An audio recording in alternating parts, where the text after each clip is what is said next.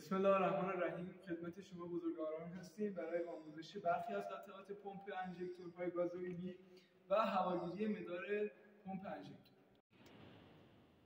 موتور پرکنز با پمپ آسیابی و موتور بنز با پمپ ردیفی.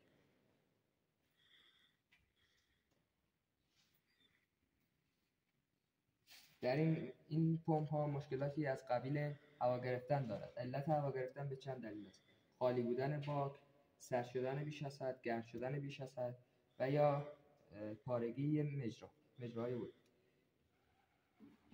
برای هواگیری از این شلنگ گازوئیل وارد پمپ اولیه میشه، وارد فیلتر و وارد پمپ انژکتور میشه. وقتی که گازوئیل وارد پمپ اولیه میشود، اگر هوا داشته باشد و این مقدار ما هوا بگیرد، موتور 3 کار میکند یا اصلا روشن نمیشه. چرا این اتفاق میفته؟ چون وقتی که پمپ کار میکنه، این حبابای هوا را هی کوچیک میکنه و نمیتواند گازوئیل به پمپ و انژکتورها برسه. برای هواگیری این موتورها ابتدا پیچ‌های هواگیری روی پمپ انژکتورها را باز میکنیم و با پمپ دستی شاسی را فشار میدهیم، تلمبه میزنیم تا گازوئیل بدون کف از پیچ‌های هواگیری خارج شد. زمانی که گازوئیل بدون کف از پیچ‌ها خارج شد، پیچ‌ها را صفر میکنیم و به خودرو استارت میزنیم. وقتی که استارت زدیم، اگر روشن نشد، پیچ یکی از انژکتورها را شل میکنیم تا هوای داخل پمپ از داخل یکی از مجراها خارج شود و بعد از اینکه گازوئیل بدون کف خارج شد، پیچ را کاملا صفر میکنیم. موتور بنز با پمپ ردیفی. این پمپ ها از پمپ اولیه‌شون با اون پمپ ها فرق میکنه. به صورتتون از اینجا گازوئیل وارد پمپ میشود و بعد وارد فیلتر میشود. از فیلتر وارد پمپ انژکتور میشود. بعد گازوئیل مصرف نشده از این لوله به باک منتقل میشود. برای هواگیری این مدار مانند موتور قبلی ضامن این پمپ را آزاد کرده و چند دفعه تلمبه میزنیم. قابل توجه است که پیچ هواگیری این پمپ 1 عدد است و اینه که باز کردیم و تلمبه میزنیم. آنقدر تلمبه میزنیم تا گازوئیل بدون کف خارج شه. آن وقت این پیچ را صفر میکنیم و قفل پمپ دستی را میبریم. این پیچ یک ساچمه فنر زیرش است که وقتی هوا وارد پمپ انژکتور شد، دیگه به مدار اون باز نگرده و دوباره هوا بیفته توش. خیلی خوب، همونطور که دوستمون گفتن توی خودروهای دیزلی چندین نوع پمپ داریم. خب ما چند تاشو داریم توی کارگاه. این پمپ محیطی یا آسیابی هستش، اولین نوع پمپمون هست. این پمپ چرا بهش میگم محیطی؟ به خاطر اینکه خروجی‌های این پمپ به صورت محیطی قرار گرفته. همونطور که می‌بینید این سه تا خروجی‌هاش هستن و به سر انژکتورها میرن. و همین علت اسم این پمپ‌ها رو پمپ‌های به قول گفتنی محیطی یا آسیابی میگن که حالا قطعات اجزاش با پمپ‌های ردیفی فرق میکنه و اینا قصد نداریم که پمپ محیطیش رو توضیح بدیم. از شما خدمتتون که پمپ‌های ردیفی این دو نوع پمپ هستن و نوع‌های مختلف دیگه هم وجود داره. ما اینها رو داخل کارگاهمون داریم: پمپ ردیفی مدل آ، پمپ ردیفی مدل پی. خب همونطور که مشاهده می‌کنید پمپ‌هامون هم از نظر سایز و اندازه چرا با هم متفاوت هستن. خب چرا این سوال پیش میاد که خب پمپ‌های ردیفی چرا متفاوت هستن؟ خب ما توی خودروهای دیزلی، موتورهای دیزلی بعضی وقتا فشار و حجم یکسان نمی‌خوایم. بعضی جاها ما فشار بیشتری نسبت به پمپ ردیفی مدل آ می‌خوایم، حجم بیشتری نسبت به پمپ ردیفی مدل آ می‌خوایم. برای همین پمپ‌های مختلفی ساختن که روی موتورهای بزرگتر به قول گفتنی بشه ازشون استفاده کرد که فشار بیشتری دارن و همینطور حجم بیشتری هم میتونن ارسال کنن. برای همین متفاوت هستن. خیلی خوب، ما قصد داریم که امروز قطعات مدل پمپ ردیفی مدل آ رو براتون بیرون بریزیم و نشون بدیم که داخلش چه نکاتی داره و ادامه موضوع. اول برای اینکه دسترسی داشته باشیم به واحدمون، ابتدا باید این درب جانبیمون رو باز کنیم. دو تا پیش داریم، دو تا رو باز می‌کنیم.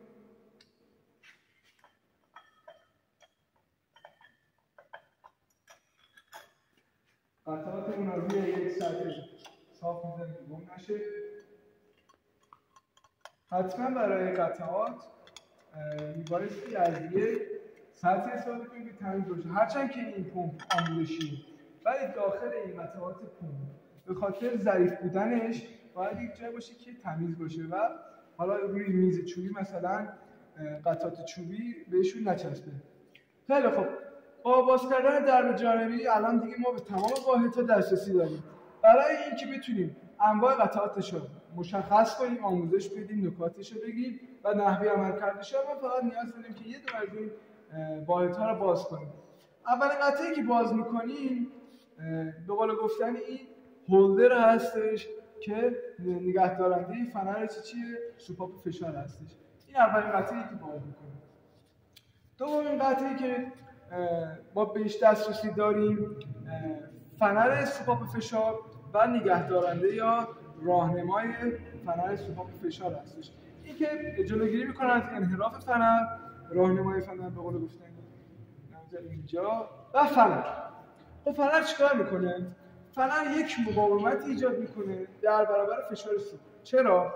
خب ما وقتی میخوایم فشارمون سوختمون رو ارسال کنیم توی مدار انژکتورها باید یک فشار مناسبی داشته باشه. خب ما میایم این فشار رو با کمک یک سوپاپ، این سوپاپش و فنر انجام میدیم. مقاومت این فنر تعیین میکنه که ما به قول گفتنی چقدر فشار وارد، چقدر فشار بفرستیم به سمت انژکتورها و این کارا رو کنترل میکنه. و اگه فشار متناسب نباشه و به اندازه نباشه این اجازه نمیده که سوپاپ فشار ما باز بشه. این هم که سوپاپ فشاره. سوپاپ‌های فشار یه نکته خیلی ریزی دارن. به قول گفتن یه شیار حلقوی دور این سوپاپ‌ها قرار داره اگه دوربین بگیره اینجا. خب این چیکار میکنه؟ زمانی که به قول گفتنی سوپاپ فشار میخواد بشینه روی نشیمنگاهش یه مکش ایجاد میکنه. چطور؟ اول که سوپاپ ما باز میشه و سوخت ما ارسال میشه. زمان برگشت سوپاپ به سر جاش به نشیمنگاهش به خاطر این حلقه‌ای که دور سوپاپ وجود داره باعث میشه که اینجا یه خلأ ریزی ایجاد بشه و داخل مدار انژکتور ما یه موکی زده بشه به خاطر اینکه سوخت ما از انژکتور چکه نکنه داخل به قول گفتنی سیلندر. خیلی خوب. حالا برای اینکه دسترسی داشته باشیم به بارل پلانجر نیاز داریم که یکی از دوستان به ما کمک کنن و ما فنر و خار نعلیشک را در بیاریم و بتونیم که دسترسی داشته باشیم به بارل پلانجر. خیلی خوب. برای چی از دوستان کمک خواستیم؟ به خاطر اینکه ما ابزار مخصوص نداشتیم و اجباراً واسه از دو تا پیشگوشتی استفاده می‌کردیم که بتونیم این خار نعلی شکل پلانجرمون رو در بیاریم. خار نعلی شکلی که از پایین به شیار پلانجر متصل میشه و اینو نگهش می‌داریم اینجا. یعنی قطعه بعدی اون بارل پلانجر است که مهمترین قطعه به قول گفتنی مجموعه هستش. پلانجر بارل. خب نکاتی دارن این بارل و پلانجر که بهتره به شما بگم. ما روی بارلمون یک شیار می‌بینیم به صورت دایره، یعنی یک سوراخ می‌بینیم که اینجا ورودی سوخت ما هستش به محفظه بارل. یک شیار دیگه هم اینجا می‌بینیم. و دو تا شیار هم روی پلانجرمون می‌بینیم. یک شیار به صورت منحنی به سمت تدریجی به سمت پایین و یک شیار هم روی سطح مقطع پلانجرمون. خب این شیارها چیکار می‌کنن؟ ما برای ارسال سوختمون با فشار نیاز داریم به دو تا قطعه‌ای که خیلی خیلی خیلی دقیق تراشکاری شده باشن که آب بندی بشن و گازوئیل ما ازش فرار نکنه. برای همین این دو تا قطعه رو ساختن که بتونن گازوئیل رو با فشار به مدار ارسال کنن. خب این شیاری که اینجا می‌بینید مشخص می‌کنه که چه حجم سوختی به قول گفتنی وارد انژکتور ما بشه که با به قول گفتنی کمربند به قول گفتنی شانه گاز اینا بهتون توضیح میدم. اینجا هم که ورود سوختمون به محفظه بارل هستش. خب بذارید من قطعه بعدی هم در بیارم که بتونم دقیق‌تر اینو براتون توضیح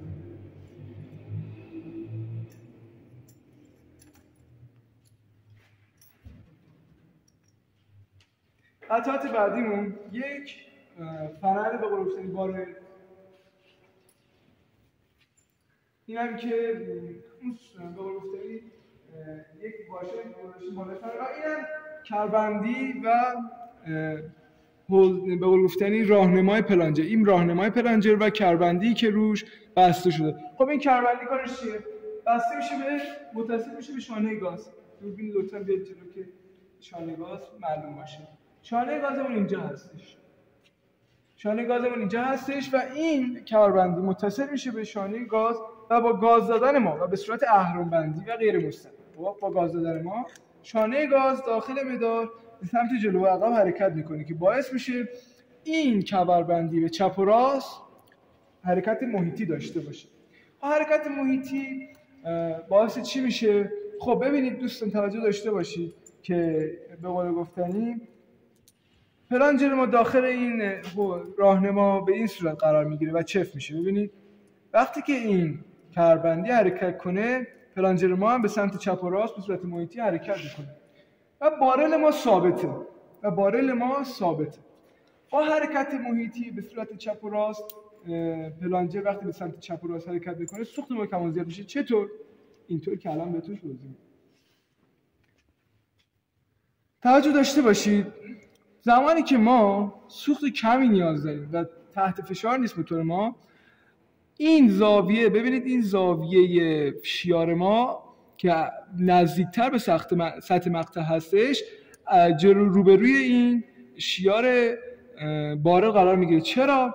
خب زمانی که این شیار روبروی شیار بارل قرار بگیره از شیار سطح مقطع سوختی که داخل محفظه بوده فشارش گرفته میشه و برمیگرده به ریل سوختمون. خب حالا زمانی که هرچی دیرتر این شیار ما برسه به شیار بارل ما سوخت بیشتر میفرستیم. برای همین این شیار به صورت منحنی تدریجی به سمت پایین ساختن. برای همین وقتی گاز میدیم این قسمت شیار که دیرتر میرسه به شیار بارل روبروی این سولاخ یا همون شیار قرار میگیره که سوخت ما دیرتر قطع بشه و بتونیم سوخت بیشتری یعنی به صورت حجمی سوخت بیشتری بفرستیم داخل مدارمون که این حالا به نکات میشه بیشتر توضیح شد ولی به خاطر تایممون دست بال ما بسته است. خب یه نکته دیگه که روی پلانجر قرار داره اینه که یه عدد نوشته 3.25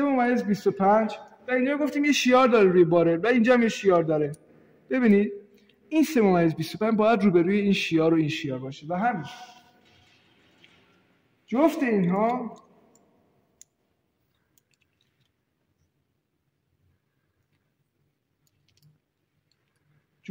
باید روبروی چی باشن؟ کربندی یا این شیار کربندی ما باشن. یعنی هر سه تا شیار و این عدد 3.25 باید روبروی همدیگه باشه در حالت عادی. خب اگه توجه کرده باشید یه پیچ روی کربندی میبینید. خب این پیچ برای چیه؟ این برای تنظیم مقدار حجم سوختی که وارد انژکتورهامون میشه. خب چطوری؟ ما برای اینکه بخوایم تنظیم کنیم مقدار حجم سوختمون رو اول این پیچ رو شل میکنیم و با کمک ابزار مخصوص. البته این کار یعنی روی مجموعه انجام میشه ولی ما بخواد به صورت آموزشی اینا میایم که واضح نشون بدیم. اول پیچ کربندی شل میکنیم با ابزار مخصوص این دو شیار رو به ابزار مخصوص گیر میدیم و اینا به چرخش در میاریم. خب این کار روی دستگاه انجام میشه و دستگاه میاد حجم مقدار سوختی که از واحد ما وارد میشه به انژکتور رو میسنجه. خب و کاتالوگ داره که خب مقدار اندازه استانداردش چقدره. با چرخوندن چپ و راست این به قول گفتنی نگهدارنده یا همون راهنمای پلانجر میتونیم حجم سوخت رو کم و زیاد کنیم. حالا میگید چطور؟ خب به این صورت که گفتیم اولم بهتون هر چقدر که این شیار ما بیشتر رو به روی شیار به قول گفتنی بار قرار بگیره، یعنی شیاری که پایین تره بیشتر رو به روی شیار بار قرار بگیره حجم بیشتری از سوخت ارسال میشه و اگر این بالاتره یعنی شیاری که بالاتر زاویه‌اش روبروی این شیار بار قرار بگیره حجم کمتری از سوخت ارسال میشه. پس گفتیم این پیچ روی کربندی برای تنظیم مقدار حجم سوختمون هستش. خیلی خب قطعه آخر که مونده قطعه به قول گفتنی تایپیت مونده هستش. تایپیت دارای غلطکی، یک شیار یا زائده و 2 تا پیچ و مهر است. خب این غلطکی چیکار میکنه؟ غلطکی روی میل بادامک اینجا سوار میشه و نیرو رو از میل بادامک میگیره و به مجموع پلنجه رو بالا میده و این شیار چیکار میکنه؟ شیار روی بدنه قرار داره که به قول گفتنی این تایپیت ما سر جاش فیت بشه و تکونی نخوره. 2 تا پیچ داریم، یه مهره پایین، یه پیچ روش. خب این برای چیه؟ این برای عملیات فیزینگ. عملیات فیزینگ چیه؟ عملیات فیزینگ به این صورته: شما زمانی که بخواید عملیات شروع سوخت‌رسانی ها زمانش رو جلو عقب کنید، به این 2 تا دسترسی باید پیدا کنید که این 2 تا را به قول گفتنی تنظیم کنید که زمان شروع پاشش سوخت کی باشه. خب یعنی چی؟ میذارید رو دستگاه پمپتون را. خب اینا همش با دستگاه که دارم میگم. خب کاتالوگ دارید، میاد بررسی میکنید، بگید تو خب باشه مثلا زاویه پاشش واحد یک مرز یا سیلندر یک مرز 20 درجه عقبه، یعنی 20 درجه دیرتر داره پاشش میکنه. خب میاد چیکار میکنید؟ شما میاید مهره پایینی رو شل میکنید و با پایین آوردن پیچ، یعنی پیچوندنش، با پایین اومدن پیچ میاد چیکار میکنید؟ یا بالا بردنش تنظیم میکنید فشاری که به بالا پلنجه به قول گفتنی انتقال پیدا میکنه رو. یعنی زمان شروع ارسالت رو، لحظه شروع ارسالت رو با این 2 تا تنظیم میکنید. یا همون عملیات فیزینگ که نیاز به دستگاه هم داره. خب قطعات ما که تمام شد، کل قطعات یک واحد گفتیم براتون. به خاطر تایممون دیگه بیشتر از این نمیتونیم جلو بریم و حالا نوبت جمع کردنش هستش. خیلی خوب. این پین شهری خب همونطور که به قول گفتیم در آوردیم، آخرین قطعه رو به عنوان اولین قطعه جای می‌گذاریم. خب باید حواسمون باشه به این زائده و داخل شیار قرارش بدیم. خیلی راحت و چون خیلی دقیق اینها تراشکاری شده، باید حواسمون باشه که کج نشه تایپیتمون. خب الان تایپیت ما جا رفت. خب قطعات بعدی که باید جا بزنیم به ترتیب هستش. اول فنر، این باشورش یادم میبره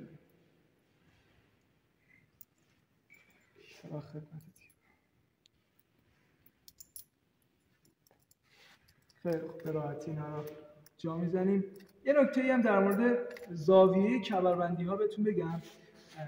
واسه یه لحظه دوربین بریم جلوتر. ببینید زاویه کمربندی های ما در حالت عادی همگی باید به سمت رو به رو باشه. در حالت عادی ببینید مثلا یکی از اینها کجه. وقتی که دوستان قبلا اینو بستن کمی کجه. در حالت عادی باید همه اینها رو به جلو باشه و اینم من که زدم در حالت عادی صاف باید باشه. یعنی همه‌شون باید در حالت عادی صاف باشن. خب بریم برای ادامه بستن قطعات. خب دوباره به همون صورتی که ما در آوردیم میام چیکار می‌کنیم؟ جا میزنیم قطعاتون. گفتیم اون شیارهامون یادمون نره. شیارهامون رو با هم دیگه یکی میکنیم که زاویه‌اش اشتباه نشه.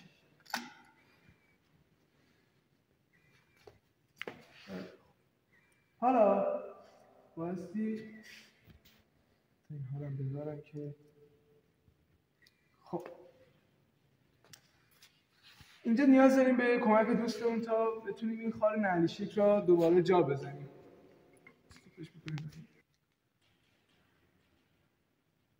خیلی خب با کمک دوستمون خال نعلیشک را جا زدیم و حالا دوباره نوبت میرسه به نشیمنگاه سوپرفیشر و خود سوپرفیشر و اونها را می‌دیدن تریشون راهنمای فنر، خود فنر می‌ذاریم و خود را می‌ذاریم.